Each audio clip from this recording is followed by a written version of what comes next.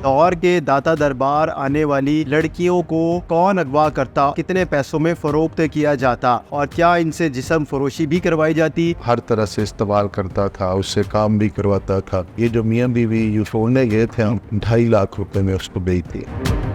हमारे साथ DSP अगवा बराए तवान सेल मियाँ तौकीर अंजुम साहब मौजूद हैं, इनसे जानते हैं। मियाँ साहब बताइएगा कि आप लोगों को कैसे मालूमात मिली कि दाता दरबार आने वाली लड़कियों को अगवा किया जाता है और उनको फिर फ़रोख्त किया जाता है? आपने कितनी लड़कियां बाजियाब करवाई हैं और इन लड़कियों को किस जगह पर फ़रोख्त किया जाता था?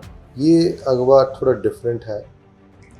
हुआ इस तरह के हमारे पास एक केस था दाता दरबार से। एक आमना नाम की खातून गायब हो गई। उसको दाता दरबार सलाम करने आई, खामद पीछे आया लेकिन वो बाहर नहीं आई, वापस नहीं आई, उसको नहीं मिली। वो पूरा दिन इंतज़ार करता रहा। अगले दिन उसने FIR दाता दरबार थाने में करवा दी।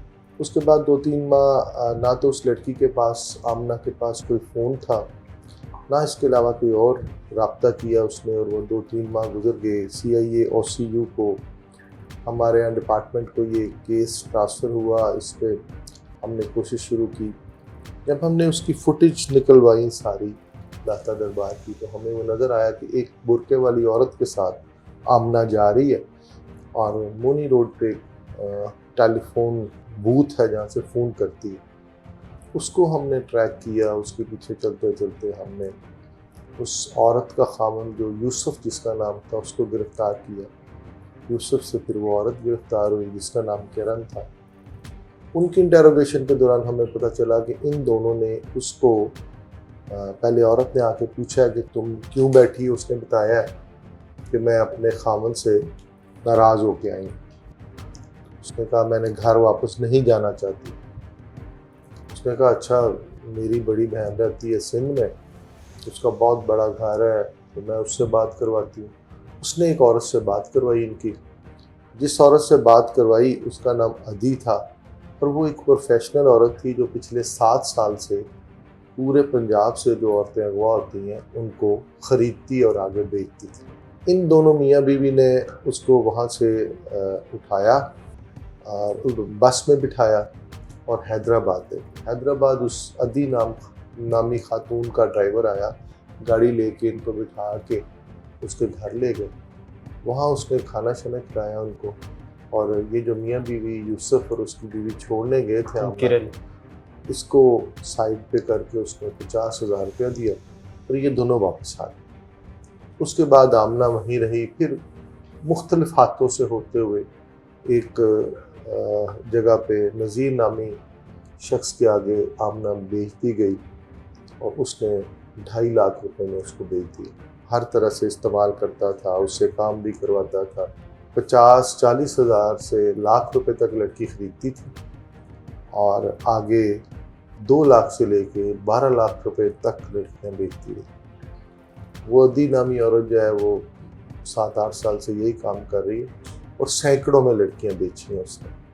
फिर आमना का पता करवाया, ढूंढते ढांढते हमने डेरा मुराद जमाली से आमना को बाजियाब करवाया। ये बताएं कि इसके अलावा कितनी लड़कियां हैं और आमना की कितनी उम्र थी, और इसके अलावा आप लोगों ने कितनी लड़कियां अभी तक बाजियाब कराई हैं और अभी तक पता चल सका हो कि कितनी को लड़कियां ये इस तरह फ़रोख्त कर चुके हैं? आमना को जब हमने आई वापस, फिर हमने सारा नेटवर्क चेक किया, तो फिर हमने लाहौर से कोई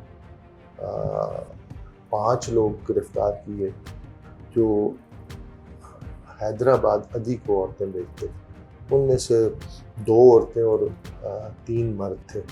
उसके बाद फिर हमने हैदराबाद एक टीम भिजवाई। हैदराबाद में अदी को मोटरवे से कहीं जाते हुए लोकेशन लेके गिरफ़्तार किया, तो उसके साथ 2 औरतें और थीं।